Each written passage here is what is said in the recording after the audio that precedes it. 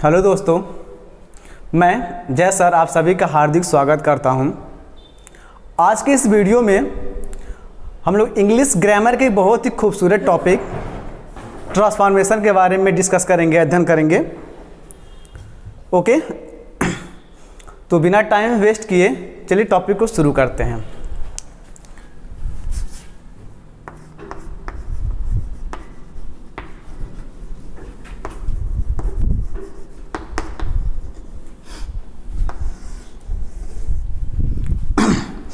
Transformation.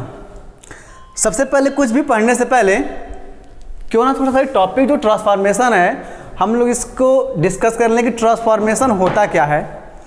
तो चलिए इसके डेफिनेशन के बारे में बात करते हैं, ट्रांसफॉर्मेशन होता क्या है। अगर हम बात करें ट्रांसफॉर्मेशन वर्ड की, तो जो ट्रांसफॉर्मेशन शब्द है ना स्पेशली दो शब्द से मिलकर बना है। एक वर्ड है ट्रांस और दूसरा जो वर्ड होता है जिसको बोलते हैं हम लोग फॉर्म। ट्रांसफॉर्मेशन दो शब्दों से मिलकर बना है। पहला वर्ड होता है ट्रांस और दूसरा वर्ड होता है फॉर्म। जो ट्रांस होता है इसकी जो लिटरल मीनिंग होती है उसका मीनिंग होता है टू चेंज, ओके। और जो फॉर्म होता है इसका लिटरल मीनिंग होता है स्ट्रक्चर, ओके। तो इस तरह से अगर हम देखा जाए तो ट्रांसफॉर्मेशन की जो लिटरल डिफिनेशन हम लोग के सामने आती है टू चेंज द स्ट्रक्चर, यानी जो सेंटेंस की स्ट्रक्चर होता है, जो सेंटेंस का रूपरेखा होता है, उसका जो बनावट होता है, उसका जो फॉर्म होता है, हम लोग क्या करते हैं उसी में चेंज करते हैं, उसी में परिवर्तन लाते हैं, ठीक है। लेकिन अगर इसकी लिटरल, इसकी हम वास्तविक डिफिनेशन की बात करें तो हम कह सकते हैं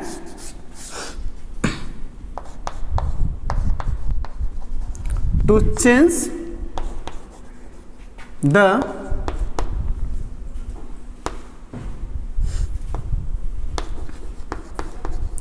structure of a sentence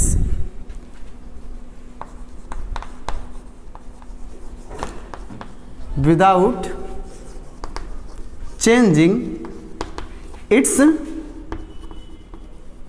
meaning, okay. तो ये हमारे सामने ट्रांसफॉर्मेशन की छोटा सा बहुत ही खूबसूरत सा परिभाषा आता है कि ट्रांसफॉर्मेशन होता क्या है। तो इसको हम लोग बोल सकते हैं कि ट्रांसफॉर्मेशन वह प्रक्रिया होती है जिसमें सेंटेंस के फॉर्मेशन में चेंजिंग तो करते हैं, उसके ग्रामेटिकल फॉर्म में चेंजिंग तो करते हैं, लेकिन उसके मीनिंग में कोई चेंजिंग नहीं होनी चाहिए, ओके। वही मैंने बोर्ड पे लिखा है to change the structure of a sentence without changing its meaning, यानी सेंटेंस के फॉर्म में उसके स्ट्रक्चर में परिवर्तन हो लेकिन उसके मीनिंग में कोई चेंजिंग नहीं आनी चाहिए। जो मीनिंग सेंटेंस पहले कैरी करता था उसके फॉर्मेशन में, उसके स्ट्रक्चर में चेंज करने के बाद भी अगर वही मीनिंग देता है तो इसी प्रक्रिया को, इसी प्रोसेस को हम लोग ट्रांसफॉर्मेशन बोलते हैं। सो आई होप आप ट्रांसफॉर्मेशन की डिफिनेशन समझ गए होंगे। चलिए कुछ एग्जाम्पल से इसको हम समझते हैं। अगर हम एग्जाम्पल देते हैं ट्रांसफॉर्मेशन का,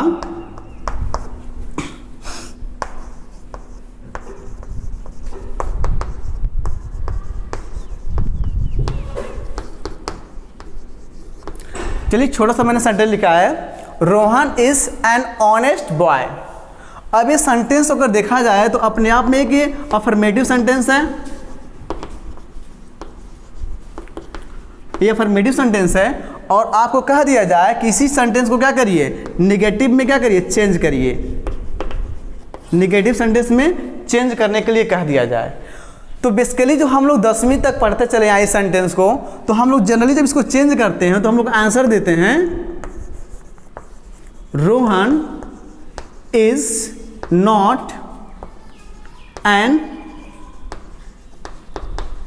ऑनेस्ट बॉय। यानी हम लोगों ने क्या किया, हेल्पिंग वर्ब के बाद जो हमारी वर्ब होती है उसके बाद नॉट लगाया और सेंटेंस का जो फॉर्मेशन था पॉजिटिव सेंटेंस से निगेटिव सेंटेंस बना दिए। लेकिन अब देखिए सेंटेंस का जो फॉर्मेशन है, जो इसका स्ट्रक्चर है, चेंज तो हो गया, सेंटेंस निगेटिव बन गया। लेकिन जरा आप देखो जो मीनिंग पहले कैरी कर रहा था यह सेंटेंस, क्या वही मीनिंग इसके फॉर्मेशन के बाद भी कैरी कर रहा है? शायद नहीं करेगा।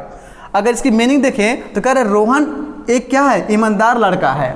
Rohan is an honest boy, इसका मीनिंग क्या निकल के आता है? रोहन एक ईमानदार लड़का है। लेकिन जब इसको हम निगेटिव में चेंज कर दिए तो इसकी जो मीनिंग निकल रहा है, Rohan is not an honest boy. अब इसका मीनिंग क्या हो गया कि रोहन एक ईमानदार लड़का नहीं है। लेकिन हमने डिफिनेशन क्या पढ़ा ट्रांसफॉर्मेशन का, कि सेंटेंस का स्ट्रक्चर बदले, उसका फॉर्म तो बदले, लेकिन उसकी जो मीनिंग होती है, मीनिंग में चेंजिंग नहीं होनी चाहिए। लेकिन यहाँ पे देखिए क्या मीनिंग में चेंजिंग आ गई है। तो डिफिनेशन के अकॉर्डिंग जो चेंजिंग की है तो हमारा क्या है? गलत है। इसको हम ट्रांसफॉर्मेशन नहीं बोल सकते। तो फिर जब ये ट्रांसफॉर्मेशन नहीं है तो फिर ट्रांसफॉर्मेशन हम करें तो करें कैसे? उससे कुछ कॉन्सेप्ट होते हैं। चलिए अब इसी सेंटेंस को हम ट्रांसफॉर्म करके दिखाते हैं आपको। अगर इसी सेंटेंस को हम ऐसे लिख दें, Rohan is not a dishonest boy, ठीक है। उसी सेंटेंस को मैंने ट्रांसफॉर्म किया और मैंने लिखा Rohan is not a dishonest boy. अब देखिए निगेटिव बनाना था तो हमने निगेटिव टर्म्स नॉट यूज किया निगेटिव बनाने के लिए। लेकिन देखिए अब जो सेंटेंस का इस ये जो मीनिंग दे रहा है, पहले मीनिंग से क्या सेम है कि या भी डिफरेंस मीनिंग दे रहा है, चेक कर लेते हैं। अब यहाँ कह रहा है कि Rohan is not a dishonest boy. अब Rohan miss Rohan, is miss है, नॉट मिस नहीं, और डिसऑनेस्ट बॉय मतलब बेईमान लड़का। रोहन एक बेईमान लड़का नहीं है। अब आप ही बताइए, जब रोहन बेईमान नहीं है तो अपने आप में क्या होगा? ईमानदारी होगा। तो यानी जो पहला सेंटेंस था कि रोहन एक ईमानदार लड़का है, और जो मैंने उसी को बोला रोहन एक बेईमान लड़का नहीं है। अब देखिए दोनों के मीनिंग क्या हो गया? मैच कर रहा है, सेम कर रहा है। लेकिन जब फॉर्म की बात करें, स्ट्रक्चर की बात करें, तो नॉट लगने से सेंटेंस क्या बन गया? नेगेटिव तो बन गया। तो इस प्रोसेस को जो भी हमने आपके सामने डिस्कस किया हम सब मिलके साथ में, इसी प्रोसेस को हम लोग क्या बोलते हैं? ट्रांसफॉर्मेशन बोलते हैं। ओके, सो आई होप आप ये सभी बातें ट्रांसफॉर्मेशन की डिफिनेशन समझ गए होंगे। ओके, तो कभी भी इंग्लिश को इंग्लिश में ही समझे, उसको हिंदी में समझने का कोशिश ना करें। कुछ लोग ट्रांसफॉर्मेशन की हिंदी बताते हैं रूप परिवर्तन, ठीक है, वो तो ठीक है, रूप परिवर्तन करते हैं, लेकिन पूरा क्या होता है? रूप परिवर्तन तो हो, लेकिन उसके मीनिंग में कोई चेंजिंग नहीं होनी चाहिए, ठीक है। चलिए, तो ये बात समझ सकते हैं, आप लोग समझ गए होंगे। अब चलिए ट्रांसफॉर्मेशन के बारे में अगर हम डिस्कस करें, तो ट्रांसफॉर्मेशन अपने आप में एक बहुत ही बड़ा, बहुत ही लेंदी चैप्टर है, बहुत ही लेंदी टॉपिक है। इसमें बहुत से टॉपिक्स हमको सब टॉपिक्स के अंतर्गत आते हैं पढ़ने के लिए। तो सबसे पहला अगर हम बात करें, ठीक है, तो सबसे पहला अगर बात करें हम लोग टॉपिक, तो होता है removal of adverb too. Okay, तो आपने डिफिनीशन समझ गया होगा इसके बारे में, ठीक है, इसके एग्जांपल्स देख लिए होंगे। अब देखिए जो ट्रांसफॉर्मेशन है ना, अपने आप में एक बहुत ही बड़ा टॉपिक है, ठीक है। इसके सब टाइटल्स होते हैं, सब चैप्टर्स होते हैं। तो एक बार हम जरा उन सब चैप्टर्स को देख लें, फिर उसके बाद हम क्या करेंगे, आगे की चीज़ें को आगे हम लोग कैरी करेंगे। तो अगर सब टॉपिक्स की बात करें ट्रांसफॉर्मेशन में, तो सबसे पहला जो टॉपिक होता है रिमूवल ऑफ टू, ठीक है। दूसरा जो टॉपिक होता है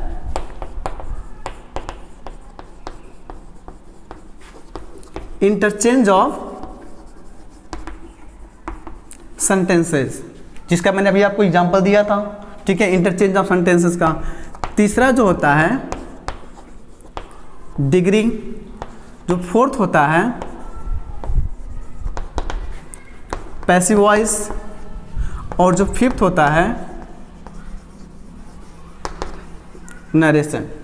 ओके, डायरेक्ट इनडायरेक्ट। तो ये सभी जो 5 टॉपिक मैंने बोर्ड पे लिखा है अभी, ठीक है, removal of adverb too, interchange of sentences, degree, ठीक है, पैसिव वॉइस एंड नरेशन, ये जो सभी टॉपिक्स हमने लिखा है ना, इनका जो स्टडी करते हैं ये कहाँ होता है? ट्रांसफॉर्मेशन के अंतर्गत ही करते हैं। ओके, ये सभी टॉपिक्स की स्टडी हम लोग ट्रांसफॉर्मेशन के अंतर्गत करते हैं। तो आज हम लोग टॉपिक की शुरुआत करते हैं रिमूवल ऑफ एडवर्ब टू से, ठीक है। चलिए शुरू करते हैं। ओके स्टूडेंट्स, तो जो ट्रांसफॉर्मेशन का जो सबसे पहला टॉपिक है वो है ट्रांसफॉर्मेशन का सबसे पहला topic removal of adverb too, ठीक है। अब सबसे पहले तो हम बात कर लें इसके बारे में, जो लिखा है टू, ठीक है। टू अपने आप में होता क्या है, इसको अगर जान लें तो देखिए जो टू है अपने आप में ये पार्ट्स ऑफ स्पीच जो होता है ना, जो 8 पार्ट्स ऑफ स्पीच हम लोग पढ़ते हैं, उनमें से जो एडवर्ब होता है ये एडवर्ब को रिप्रेजेंट करता है। तो यानी जो ये टू लिखा है अपने आप में क्या होता है, एक एडवर्ब होता है, इसीलिए इसका नाम पड़ गया एडवर्ब टू। यानी इसको हम लोग क्या बोलेंगे, एडवर्ब टू बोलेंगे। और एक टू हमारे सामने भी आता है टी ओ, तो जो ए टू होता है ये अपने आप में एक प्रीपोजिशन होता है और इसको हम लोग अगर नाम देते हैं तो इसको हम लोग बोलते हैं इन्फिनेटिव। क्या नाम दिया गया इसको, इन्फिनेटिव नाम दिया गया। तो जिसमें सिंगल ओ होता है वो अपने आप में इन्फिनेटिव होता है और जिसमें डबल ओ होता है उसको क्या नाम दिया जाता है, एडवर्ब टू कहा जाता है। ठीक है, तो ये तो डिफरेंस हो गया एडवर्ब टू के बारे में और इसका इन्फिनेटिव टू के बारे में। अब चलिए देखते हैं कुछ fact related to adverb too के बारे से। ठीक है, अगर हम बात करें एडवर्ब टू तो अपने आप में जो एडवर्ब टू होता है ना ये हमेशा क्या करता है, ये निगेटिव मीनिंग कैरी करता है। बात समझ में आ रहा है, जो एडवर्ब टू अगर किसी भी सेंटेंस में हम लोग यूज करें तो इसका जो मीनिंग निकलता है हमेशा सेंटेंस में निगेटिव देता है, नकारात्मक सेंस में इसका यूज करते हैं हम लोग। ठीक है, दूसरी बात आपको मैंने बताया है क्या है, एडवर्ब है। तो जब एडवर्ब है तो हम जानते हैं एडवर्ब क्या होता है, जो किसी एडजेक्टिव या वर्ब की विशेषता बताता है। तो 100% जब एडवर्ब है तो इसके साथ कोई ना कोई एडजेक्टिव जरूर आएगा। तो अब बात ये होती है जो एडवर्ब टू होता है वो जो एडजेक्टिव आता है उसकी प्रवृत्ति, उसका नेचर कैसा होना चाहिए। अब जैसा कि पता है मैंने बताया कि जो एडवर्ब टू होता है हमेशा निगेटिव सेंस देता है। तो जब ये निगेटिव सेंस देता है तो इसके साथ जो होता है adverb too used with unpleasant adjective. Okay, यानी दूसरी बात अगर हम कहें तो जो एडवर्ब टू का हम लोग यूज करते हैं, प्रयोग करते हैं, इसके साथ जो आने वाला एडजेक्टिव होता है वो हमेशा कैसा होता है, अनप्लीजेंट एडजेक्टिव होता है। अब बात ये होता है सर ये अनप्लीजेंट एडजेक्टिव कहाँ से आ गया बीच में, अभी तक तो हम लोग केवल एडजेक्टिव पढ़ते चले आ रहे थे, क्यों?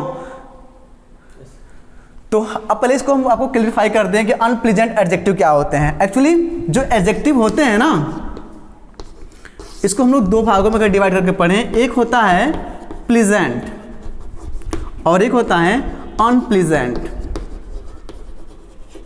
अब प्लीजेंट क्या होता है, प्लीजेंट का मतलब होता है जो हमेशा सकारात्मक सेंस दे, जो पॉजिटिव सेंस में यूज किया जाता है। जैसे मान लीजिए अगर हम बोलें वाइज, तो ओके, तो जो एडजेक्टिव होता है ना अगर देखिए तो इसको हम लोग क्या किए हैं, दो पार्ट में डिवाइड किए हैं, एक प्लीजेंट एडजेक्टिव और दूसरा अनप्लीजेंट। अब प्लीजेंट एडजेक्टिव क्या होता है, हमेशा पॉजिटिव मीनिंग कैरी करता है, मतलब वो सकारात्मक सेंस देता है। ठीक है, अब कुछ एग्जांपल्स की अगर बात करें हम तो जैसे मान लीजिए वाइज हो गया, कहते Ram is a wise person, तो उसके बारे में जो हम बता रहे हैं राम के बारे में सकारात्मक बात बता रहे हैं, तो वहाँ पे जो वाइज एडजेक्टिव मैंने यूज किया है वो अपने आप में क्या कहलाएगा, प्लीजेंट एडजेक्टिव कहलाएगा। ठीक है, अब अनप्लीजेंट जस्ट उसका अपोजिट है, एंटोनिम्स है उसका। अनप्लीजेंट का मतलब है ऐसे एडजेक्टिव जो हमेशा क्या करते हैं, नकारात्मक भाव देते हैं, नकारात्मक मीनिंग देते हैं। ठीक है, अब जैसे कह दें डल, जिसको हम लोग बोलते हैं मंद बुद्धि, ठीक है, वीक, कमजोर, तो ये ऐसे एडजेक्टिव हैं जो हमेशा नेगेटिव सेंस देते हैं, नकारात्मक सेंस देते हैं। तो ऐसे एडजेक्टिव को हम लोग क्या बोलेंगे, अनप्लीजेंट एडजेक्टिव बोला जाता है। तो दूसरी बात जो हम बता रहे थे एडवर्ब टू के बारे में, यही बताएं कि एडवर्ब टू के साथ जब भी कोई एडजेक्टिव यूज करेंगे तो उस एडजेक्टिव का नेचर कैसा होना चाहिए, अनप्लीजेंट एडजेक्टिव होता है, मतलब नकारात्मक सेंस देने वाला एडजेक्टिव होता है। ओके, जैसे हम बोल दें टू फेयर, अब फेयर मीन्स क्या होता है, अच्छा। ठीक है, अब फेयर जब अच्छा होता है तो इसका यूज हम लोग क्या करते हैं, पॉजिटिव सेंस में करते हैं। लेकिन अभी मैंने बताया कि जो टू होता है ये हमेशा नेगेटिव सेंस देता है और ये एडजेक्टिव कैसा है, प्लीजेंट एडजेक्टिव है। तो एडवर्ब टू के साथ जो आने वाला एडजेक्टिव होगा वो तो अनप्लीजेंट होना चाहिए ना। तो ये सेंटेंस अपने आप में क्या है, गलत है, सेंटेंस गलत है, वो सही नहीं हो सकता। ओके, चलिए, तो छोटी छोटी बातें हैं, शायद आप लोग ये सब चीज़ें सीख गए होंगे, समझ गए होंगे। हाँ, चलिए, तो दो पॉइंट हम आपको इसके बारे में बता दिए। पहला कि जो एडवर्ब टू होता है हमेशा नेगेटिव मीनिंग देता है, सेंस देता है।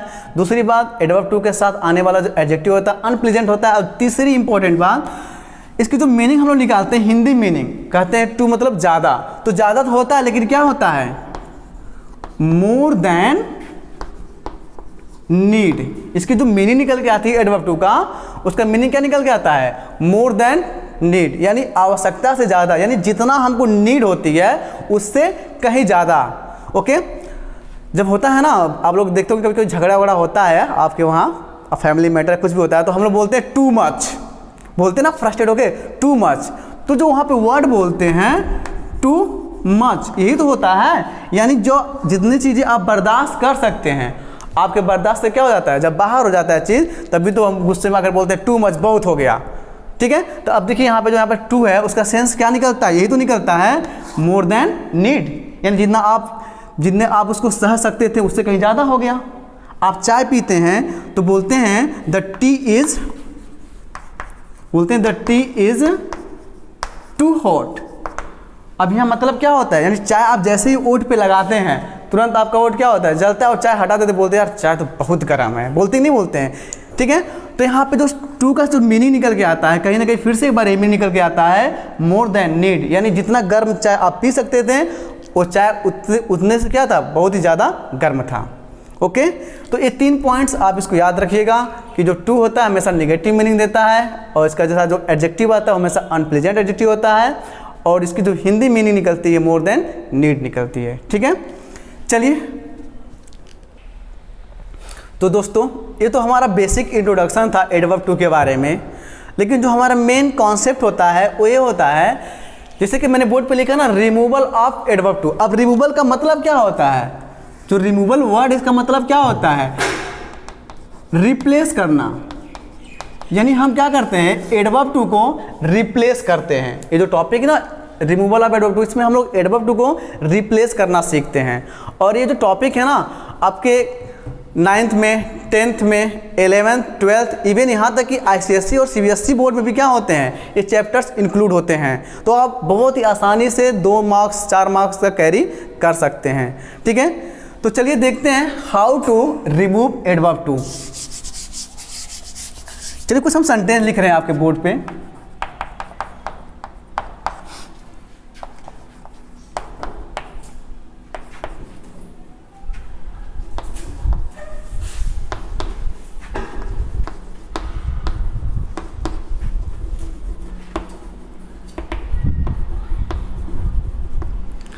ओके, तो दोस्तों मैंने एक सेंटेंस लिखा है बोर्ड पे, he is too dull to understand this poem. अब देखिए आप में से किसी को भी यह सेंटेंस का जो फॉर्मेशन देखा जाए तो ये सेंटेंस का जो नेचर का अगर हम बात करें तो सेंटेंस क्या लग रहा है, देखने में तो पॉजिटिव सेंटेंस लग रहा है, अफर्मेटिव लग रहा है, लेकिन अगर सेंटेंस की लिटरल मीनिंग पे बात करें, हम फोकस करें कि इसकी सेंटेंस की मीनिंग क्या निकल रही है, तो शायद ही आप लोग को पता होगा। ठीक है, अब देखिए आपको मैं ऑलरेडी बताया हूँ कि जो एडवर्ब टू होता है हमेशा नेगेटिव सेंस देता है। तो इस सेंटेंस की अगर मीनिंग करें, he is too dull to understand this poem, तो इसका मीनिंग निकल के आता है कि वह इतना मूर्ख है, वो उतना बुद्धू है कि इस पोयम को, इस कविता को समझ नहीं सकता है। ओके, बात समझ में आ रहा है। अब देखिए ये सेंटेंस क्या है, अपने आप में एक नेगेटिव सेंस कैरी कर रहा है, नेगेटिव मीनिंग कैरी कर रहा है। अब आपके एग्जाम में क्या करता है, ऐसे क्वेश्चंस दे देगा और नीचे ब्रैकेट में लिख देगा रिमूव टू। ओके, या फिर लिख देगा rewrite the sentence removing too. ऐसे तरह के क्वेश्चन पूछता है बोर्ड्स में। ठीक है, अब इस सेंटेंस को जो हम रिमूव करेंगे, इसमें एडवर्ब टू को जब हम हटाते हैं तो बहुत ही बेसिक से एक छोटा सा कॉन्सेप्ट होता है, उसी को हम लोग यूज करेंगे। देखिए इस सेंटेंस का हेल्पिंग वर्ब है या हेल्पिंग वर्ब, और इस सेंटेंस का सब्जेक्ट है। तो जब हम सेंटेंस को क्या करेंगे, एडवर्ब टू रिमूव करेंगे, तो पहले जो भी सब्जेक्ट दिया रहेगा सेंटेंस का, उस सब्जेक्ट को हम एज इट लिख देंगे। फिर जो हमारी हेल्पिंग वर्ब दिया रहेगा उस हेल्पिंग वर्ब को लिख देंगे। उस हेल्पिंग वर्ब को लिखने के बाद ये जो एडवर्ब टू है ना, इस एडवर्ब टू के स्थान पे हम लोग क्या करेंगे, सो का यूज करेंगे। बात समझ में आ रहा है, इस एडवर्ब टू के स्थान पे सो आएगा। सो के बाद जो दैट जो हमारा एडजेक्टिव रहता है उस एडजेक्टिव को एज इट लिख देंगे। एडजेक्टिव लिखने के बाद ध्यान दीजिएगा, ये जो हमारा इन्फिनेटिव टू है, जो हमारा इन्फिनेटिव टू है, इस इन्फिनेटिव टू के स्थान पे हम अपनी तरफ से कंजक्शन दैट लिखते हैं और एक छोटा सा सब्जेक्ट लिखेंगे।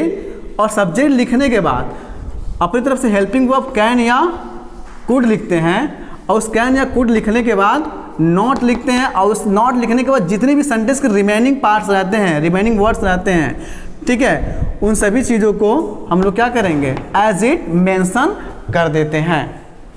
ओके, तो एक छोटा सा हमारा क्या बन के आता है, एक छोटा सा हमारा एक कॉन्सेप्ट बन के तैयार हो जाता है एडवर्ब टू को रिमूव करने के लिए। बस आपको ये चीज़ ध्यान रखना है, बस दो चेंजिंग करना है, एडवर्ब टू के स्थान पे सो लिखना है और जो इन्फिनेटिव टू होता है ना, इसके स्थान पे ये चीज़ें हमको जोड़ना है, कंजक्शन दैट, सब्जेक्ट, कैन और कुड। अब कैन और कुड डिपेंड करता है सेंटेंस के टेंस पे। अगर दिया गया जो टेंस क्या है, प्रेजेंट टेंस में है तो हम लोग कैन लगाएंगे, अगर वही टेंस क्या है, पास्ट में होता तो यहाँ पे कुड लगाते हैं और उसके बाद कोई चेंजिंग नहीं करेंगे, नॉट लगाएंगे, फिर जो भी सेंटेंस के बाद दिया रहेगा वह अदर जो भी चीज़ रहेंगे उसको एज इट मेंशन कर देंगे। ओके, चलिए अभी सेंटेंस को हम लोग चेंज करके ही देख लेते हैं। ये जो सेंटेंस उसको चेंज करते हैं, एडवर्ब टू को हटा के देखते हैं। सबसे पहले अगर सब्जेक्ट की बात करें तो ही है, तो हम ही को एज इट लिख दिए। अब हेल्पिंग वर्ब इज है तो इज हो गया, इस एडवर्ब टू के स्थान पे हम क्या करेंगे, सो लिखें। अब बच्चा क्या है, जो एडजेक्टिव है डल, डल लिखें। इस इन्फिनेटिव टू के स्थान पे हमने क्या किया, कंजक्शन दैट का यूज़ किया और उसके बाद हमने बताया था कि सब्जेक्ट लिखेंगे। तो बात होती है सर सब्जेक्ट लिखे तो कौन सा लिखें, देखिए जो सेंटेंस के बिगिनिंग में, जो सेंटेंस के प्रारंभ में जो सब्जेक्ट आता है ना, उसी सब्जेक्ट को उठाकर हम दैट के बाद लिखेंगे। तो यहाँ पे जो सब्जेक्ट आ जाएगा ही हो गया। टेंस मैंने बताया पहले सेंटेंस पे डिपेंड करेगा, तो देखिए इज क्या होता है, प्रेजेंट टेंस को शो करता है ऑब्वियसली। तो यहाँ पे हम क्या करेंगे, कैन का यूज़ करेंगे, फिर उसके बाद नॉट लगाएं, फिर जो हमारी वर्ब है यानी एडवर्ब जो इन्फिनेटिव है उसके बाद जो भी शब्द रहता है उसको एज इट हम छाप देंगे, लिख देंगे। तो बचा क्या है,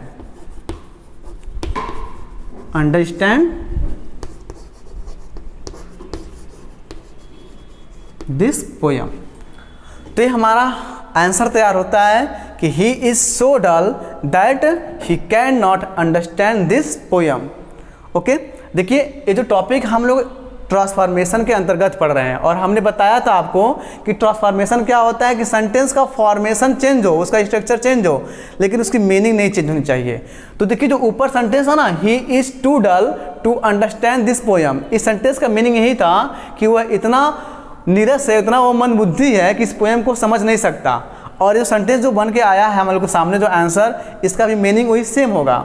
ही इज, ही मिस हुआ, इज मिस है, सो मिस इतना ज़्यादा, डल मंदबुद्धि, that he can not understand this poem, कोई इस पोयम को समझ नहीं सकता। तो सबसे पहला कॉन्सेप्ट यही था, ठीक है, कि जब भी एडवर्ब टू के साथ इन्फिनेटिव टू आए तो उसको हम जब एडवर्ब टू को रिमूव करेंगे तो जो सामने कॉन्सेप्ट मैंने भाई बॉक्स में लिखा है इस कॉन्सेप्ट को हम यूज़ करेंगे। Okay, so I hope you have understood the first point very well. Let's see some other examples. Okay, so let's see some other examples. आपके सामने बोर्ड पे मैंने दो एग्जांपल्स लिखा है, ठीक है। जो पहला सेंटेंस तक आ रहा है, Monica was too big to walk. अब इस सेंटेंस में से हमको एडवर्ब टू क्या करना है, रिमूव करना है। ओके, तो चलिए शुरू करते हैं, पहला सेंटेंस को रिमूव करते हैं। अगर हम बात करें इस सेंटेंस का जो सब्जेक्ट है मोनिका है, तो हमने क्या किया, मोनिका को एज इट लिख दिया। उसके बाद जो हमारी हेल्पिंग वर्ब रहेगी उसको लिखेंगे, तो हेल्पिंग वर्ब क्या है, वॉज है। उसके बाद हमने बताया जो एडवर्ब टू होता है उस एडवर्ब टू के स्थान पर हम क्या करते हैं, सो लिखते हैं, तो इसके स्थान पे क्या आ जाएगा, सो आ गया। उसके बाद जो एडजेक्टिव है वीक, वीक को मेंशन किए। फिर हमने बताया था कि जो इन्फिनेटिव टू होता है उस इन्फिनेटिव टू के स्थान पे हम कंजक्शन क्या यूज करते हैं, दैट यूज करते हैं। और उस कंजक्शन दैट के बाद हम क्या करेंगे, एक सब्जेक्ट यूज करेंगे और वो सब्जेक्ट जो सेंटेंस के बिगिन में आता है उसी को हम वहाँ पे मेंशन करते हैं। अब आप बताइए, मोनिका सब्जेक्ट है तो हम क्या करेंगे, मोनिका लिख दें। लेकिन आप ध्यान दीजिए, एक नाउन हम ऑलरेडी मोनिका यहाँ मेंशन कर चुके हैं, फिर इसी को हम यहाँ पे लिख रहे हैं, तो ये तो बहुत बड़ा मिस्टेक होगा। नाउन का रिपीटिशन हो जा रहा है, तो नाउन के रिपीटिशन को रोकने के लिए हम लोग क्या करते हैं, प्रोनाउन यूज़ करते हैं। तो इसलिए अगर सेंटेंस का सब्जेक्ट क्या है, कोई नाउन है, कोई नाउन है, तो दैट के बाद जो आने वाला सब्जेक्ट होगा उसको हम लोग नाउन फॉर्म में नहीं लिखते हैं, ठीक है। उसके स्थान पे क्या करते हैं, उस नाउन का हम प्रोनाउन लिखते हैं। तो मोनिका क्या है, फीमेल जेंडर को रिप्रेजेंट करता है, तो यहाँ हम आगे क्या लिखेंगे, सी लिखेंगे। अब उसके बाद फिर से कंटिन्यू कर दीजिए कॉन्सेप्ट, कैन या कुड आएगा, और कैन या कुड के लिए हम क्या करते हैं, टेंस को देखते हैं तो सेंटेंस है। अब देखिए यहाँ पे जो सेंटेंस लिखा है वॉज क्या होता है, अपने आप में पास्ट टेंस को रिप्रेजेंट करता है। तो पास्ट टेंस के लिए हम लोग क्या करेंगे, कैन लगाएंगे, कुड लगाएंगे, कुड यूज होगा, ठीक है। तो जब आगे हम कैरी करेंगे तो क्या हो जाएगा, कुड नॉट। अब बचा क्या है, वॉक बचा है, तो हम लोग वॉक लिख देंगे, वॉक। तो हो जाएगा Monica was so weak that she could not walk. Okay, चलिए दूसरा एग्जाम्पल देखते हैं। कह रहा the teacher is too busy to attend the meeting. अभी सेंटेंस को देखा जाए तो सब्जेक्ट क्या है, टीचर है, तो हो जाएगा द टीचर इज। अब एडवर्ब टू के स्थान पे क्या करेंगे, हम लोग सो लिखेंगे, जो हमारा एडजेक्टिव है बिजी उसको लिख दिए। अब इस इन्फिनेटिव टू के स्थान पे हमने बताया था कंजक्शन दैट आएगा, और दैट लिखने के बाद सब्जेक्ट। अब सब्जेक्ट किस में क्या है, टीचर है, तो टीचर एक कॉमन नाउन है, तो कॉमन नाउन है तो हम क्या करेंगे, नाउन को वहाँ पे लिखेंगे नहीं, नाउन के स्थान पे क्या लिखेंगे, प्रोनाउन लिखेंगे। तो अब बात ये होती है सर टीचर तो कॉमन नाउन है, तो हम किसको लिखें, ही को लिखें कि सी को लिखें, बनता है ना डाउट। तो देखिए स्टूडेंट, जब भी हमारे सामने कोई कॉमन नाउन आता है तो उसके जब प्रोनाउन लिखना होता है ना, तो एक प्रेफरेंस तैयार होता है। हम पहले क्या करते हैं, ही को प्रेफरेंस देते हैं, फिर सी को, और लास्ट में हम क्या करते हैं, इट को प्रेफरेंस देते हैं। बात समझ में आ गया होगा आपको, ठीक है। तो देखिए पहले हम ओके, तो आई होप आप इस बात को समझ गए होंगे। जब भी हमारा कोई सब्जेक्ट कॉमन नाउन होता है तो उसके स्थान पर जो प्रोनाउन यूज़ करते हैं ना, हम इस प्रेफरेंस को फॉलो करते हैं। पहले हम ही को प्रेफरेंस देंगे, फिर सी को, उसके बाद इट को। चलिए शुरू करते हैं फिर आगे बात। तो आगे जब हम जाएंगे दैट के बाद क्या करेंगे, ही लिखेंगे। अब टेंस को देखिए क्या लिखा है यहाँ पे, इज क्या शो करता है, प्रेजेंट टेंस को शो करता है, तो ऑब्वियसली हम यहाँ क्या करेंगे, कैन नॉट। अब बचा क्या है, अटेंड द मीटिंग। ओके, तो in this way we can remove the adverb too. Okay, तो इस तरह से आपने देखा कि कितना आसानी से, कितने सरल तरीके से हम लोग एडवर्ब टू सेंटेंस से रिमूव कर रहे थे। ये तो हमारा पहला कॉन्सेप्ट था एडवर्ब टू से रिलेटेड, ठीक है। अभी इसके बाद भी बहुत से बेहतरीन कॉन्सेप्ट मिलेंगे एडवर्ब टू से रिलेटेड। सो आज के इस वीडियो में हम लोग इतना ही डिस्कस करेंगे। आई होप आप इन सभी चीज़ों को अच्छी तरह से समझ गए होंगे। अगर नहीं समझे हैं तो एक बार वीडियो को फिर से रिवाइज करके देख लीजिएगा, ठीक है। बार बार उसको आप देख सकते हैं। कोई नोट्स बनाना है तो प्लीज़ डोंट टेक स्क्रीनशॉट मत लीजिए, वीडियो को पॉज करिए, अपना खुद का एक नोट्स बनाइए कॉपी पे और चीज़ों को क्लियरली समझिए। एक बार, दो बार, तीन बार देखिए वीडियो को, जब तक चीज़ें क्लियर नहीं हो जाती हैं। और कोई चीज़ें डाउट रह जाती है, जो चीज़ें अनक्लियर आपको लग रहा है, समझ में नहीं आ रहा है, तो आप कमेंट बॉक्स में मैसेज कर सकते हैं। हम आपके डाउट का निस्तारण करेंगे, ठीक है। और इसका जो दूसरा पार्ट होगा, तो दूसरा लेक्चर होगा रिमूवल ऑफ एडवर्ब टू का, बहुत ही बेहतरीन कॉन्सेप्ट के साथ। रट्टा नहीं मारना किसी चीज़ को, कॉन्सेप्ट तर्क के साथ हम डिस्कस करेंगे कि आगे के जो कॉन्सेप्ट है किस तर्क पे, किस बेस पे आधारित हैं, ठीक है। तो टिल देन, तब तक के लिए क्या करिए, वीडियो को वॉच करिए, देखिए, एंजॉय करिए। Okay, bye bye.